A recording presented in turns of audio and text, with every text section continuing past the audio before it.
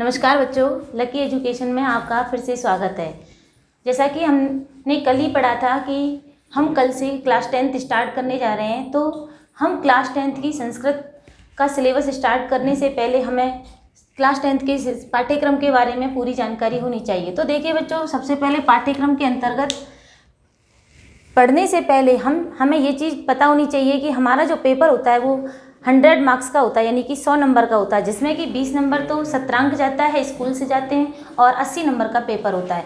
तो उन 80 नंबरों को कैसे कैसे किन किन भागों में डिवाइड किया गया है।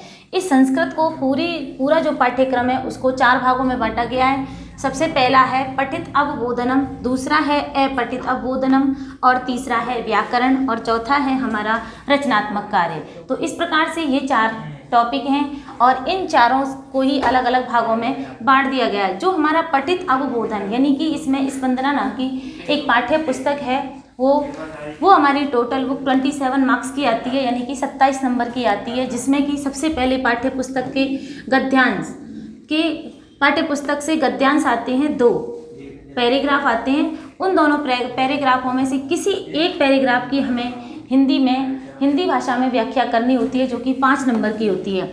दूसरा आता है पद्यांश जिसे कि हम श्लोक कहते हैं। श्लोक का भी हिंदी भाषा में ही हमें व्याख्या करनी होती है। उसमें प्रसंग भी लिखना होता है, व्याख्या लिखनी होती है और विशेष लिखना होता है। ये सारी चीज़ें आपको बहुत अच्छे से करवा दी जाएंगी कि क्या प्रसंग होता है, क्या विशेष होता है और क्या उसकी व्याख्या होती है। और एक व्याकरणात्मक टिप्पणी भी आती है। जब हम इन सारी चीज़ों को बड़े तरीके से करते हैं तभी जाके हमारा ये जो व्याख्या वाला पोर्शन है ये कंप्लीट हो पाता है, और तभी हमें 5 मार्क्स बोर्ड में कंप्लीट मिल पाते हैं। अगला है पाठ्य पुस्तक से ही गद्यांश की संस्कृत में व्याख्या।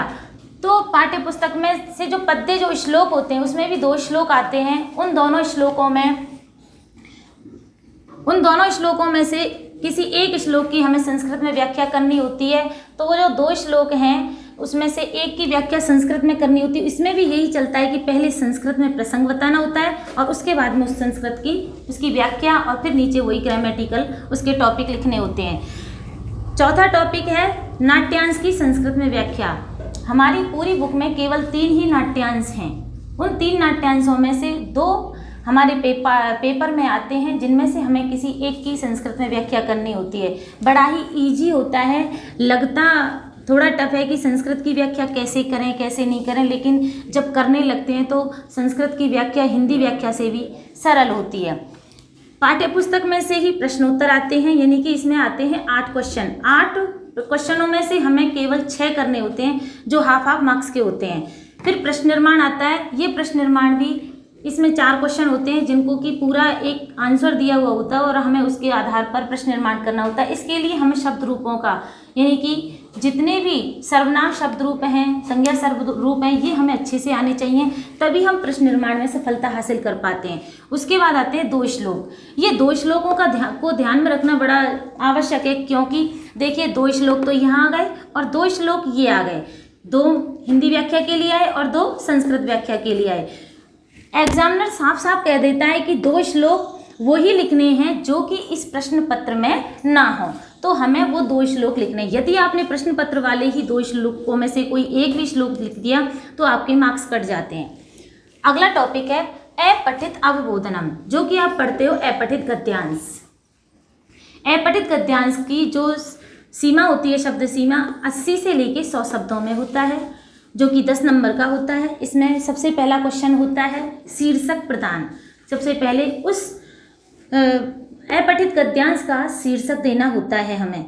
उसके बाद में उसमें से क्वेश्चन आते हैं और उन क्वेश्चनों के हमें आंसर उसी में से देने होते हैं। नीचे उसमें ग्रामर के क्वेश्चन आते हैं, व्याकरण संबंधित, जिसमें कि संधि है, समास से संबंधित आते हैं, कर्ता क्रिया से संबंधित आते हैं, विशेषण विशेष्य से संबंधित आते हैं, अव्यय से संबंधित आते हैं। तो इस प्रकार के जो क्वेश्चन आते हैं उन्हें हमें नीचे करना होता है। इस प्रकार से ये टोटल अपठित गद्यांश हमारा 10 नंबर का हो जाता है। अब हमारा सबसे वेरी मोस्ट इम्पोर्टेंट जो टॉपिक है व्याकरण। व्याकरण संपूर्ण पाठ्यक्रम की आधारशिला होती है। जब तक हमें व्याकरण का ज्ञान नहीं है हम आगे कुछ भी नहीं कर सकते।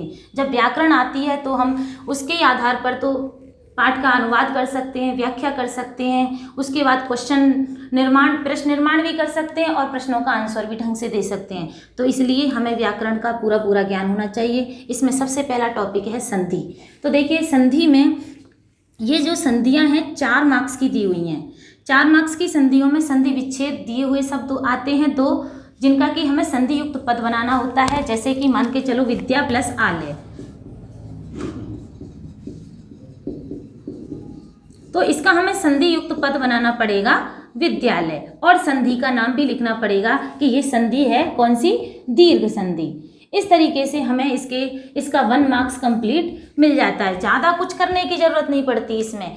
इसके बाद में ऐसे संधि युक्त पद आएगा और इसका हमें इस प्रकार से संधि विच्छेद करना होगा और उसका संधि का नाम लिखना होगा। इस प्रकार से हमारे ये 4 मार्क्स यहाँ कंप्लीट हो जाते हैं। अगला टॉपिक है समास। समास में समस्त पद दिया हुआ होता है, सेंटेंस के अंतर्गत आता है समास हमेशा, और अंडरलाइन हुआ आता है। तो आपको सेंटेंस में से उस समस्त पद को निकाल करके उसका समास विग्रह करना होता है। और एक क्वेश्चन आता है कि कभी समास विग्रह किए हुए 2 पद आ जाते हैं, तो कभी समस्त पद 1 आ जाता है। तो इस प्रकार से ये 3 मार्क्स का समास होता है, जिसमें कि आपके केवल 3 ही समास हैं।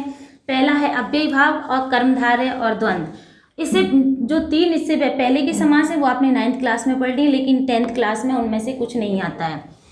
अगला टॉपिक है प्रत्यय। ये भी बड़ा इंटरेस्टिंग टॉपिक है, बड़ा ही इजी टॉपिक है। इसमें तीनों ही प्रत्यय होते हैं, कृत, तद्धित और स्त्री। कृत प्रत्यय में मात्र 4 ही प्रत्यय हैं, तद्धित प्रत्यय में 5 हैं और स्त्री प्रत्यय में केवल 2 प्रत्यय हैं। तो इस प्रकार से आपके लिए इन प्रत्ययों के बारे में समझाया जाएगा। अगला टॉपिक है हमारा कारक। कारक के साथ में उपपद विभक्तियों का प्रयोग होता है, और इन उपपद विभक्तियों के साथ ही मान के चलो ग्रामम परितः वृक्षा सन्ति, ये तो हमने पूरा सेंटेंस दे दिया। वहाँ आपके लिए केवल परितः, अभितः, उभयतः, सर्वतः, नमः, स्वस्ति, स्वधा, स्वाहा इत्यादि शब्द आएंगे, जिनके माध्यम से आपको वाक्य का निर्माण करना है और बताना है कि इसमें कौन सी विभक्ति का प्रयोग हुआ है। तो देखिए बच्चों इनमें जो ये कारक हैं, ये कारक में विभक्ति और जो उपपद विभक्तियाँ हैं उनकी सबसे अहम भूमिका होती है। यदि हमें वो शब्द जो आता है, जैसे अभितः, परितः, जैसे कि नमः, स्वस्ति, स्वधा, स्वाहा, बिना, अलम, बसठ, योग आदि जो शब्द हैं, इनके योग में कौन कौन सी विभक्ति होनी चाहिए, उसी के माध्यम से हमें उस उचित विभक्ति का प्रयोग किया जाता है। इसके बाद में हमारा आता है अव्यय। तो देखिए अव्यय जो होते हैं वो 3 मार्क्स के आते हैं, और ये 3 मार्क्स जो होते हैं अव्ययों में, इनमें देखिए ये होता है कि अव्यय या तो सेंटेंस के माध्यम से दिया जाता है, या कोई अनुच्छेद दे दिया जाता है, या संवाद लेखन के माध्यम से पूछ लिया जाता है। तो हमको केवल फिलअप्स के रूप में इसको भरना होता है कि अव्यय बिना, कुत्र, यत्र, तत्र, अपि, अनेकों अव्यय हैं जो आपको सब कुछ बता दिया जाएगा। तो मंजूषा दी हुई होती है और उसमें से उचित पद को उसमें भरा जाता है। तो अव्यय इस प्रकार से आते हैं। अगला टॉपिक है समय लेखनम।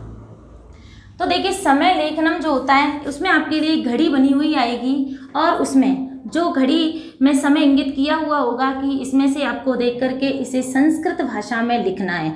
तो घड़ी का समय हमने अब 7th से लेके और 9th तक अच्छे से पढ़ लिया है कि घटिकाया समय लेखनम।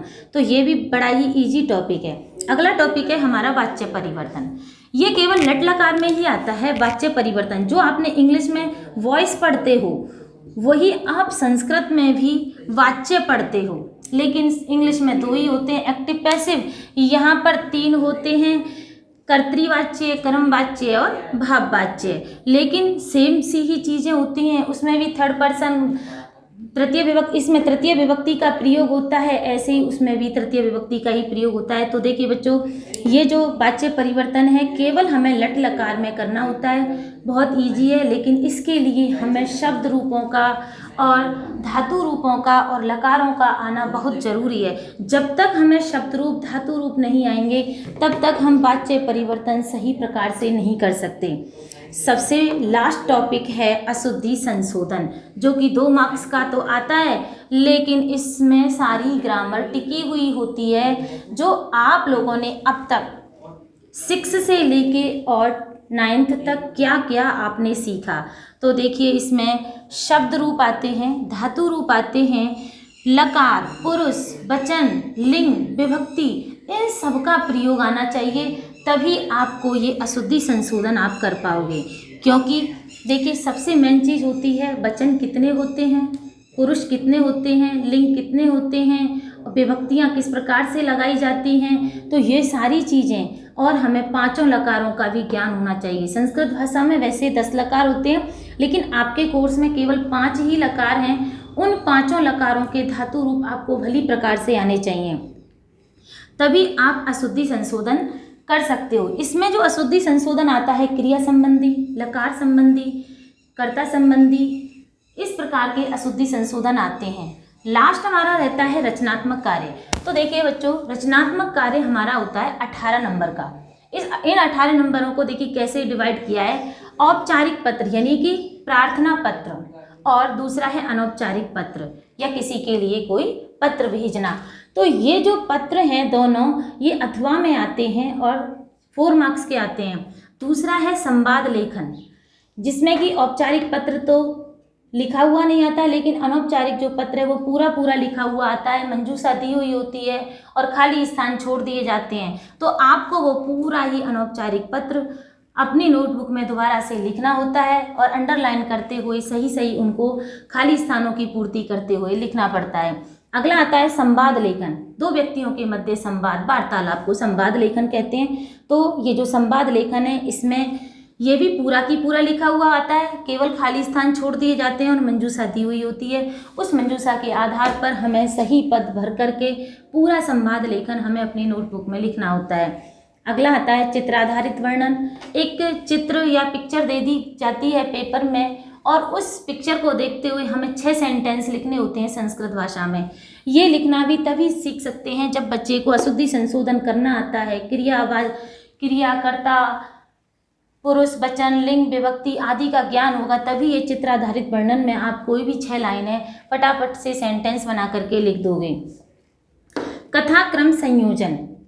एक कथा दी हुई होती है, यानी कि जो आपने पहले कभी हिंदी में, इंग्लिश में या संस्कृत में जो भी आपने कहानियाँ पढ़ रखी हैं, उन कहानियों में से ही कुछ 6 लाइनें दे दी जाती हैं। उन 6 लाइनों को अस्त व्यस्त तरीके से रख दिया जाता है, जिसको कि आपको क्रमशः जमाना है कि फर्स्ट नंबर पर कौन सी आनी है, उसे पूरी लाइन को लिखना है, उसके बाद सेकंड लाइन, उसके बाद थर्ड लाइन। इस प्रकार से आपको 6 की 6 लाइनों को सही ढंग से कथा के क्रम के अनुसार उसका संयोजन करना होता है, जिसमें आपको 3 मार्क्स मिलते हैं।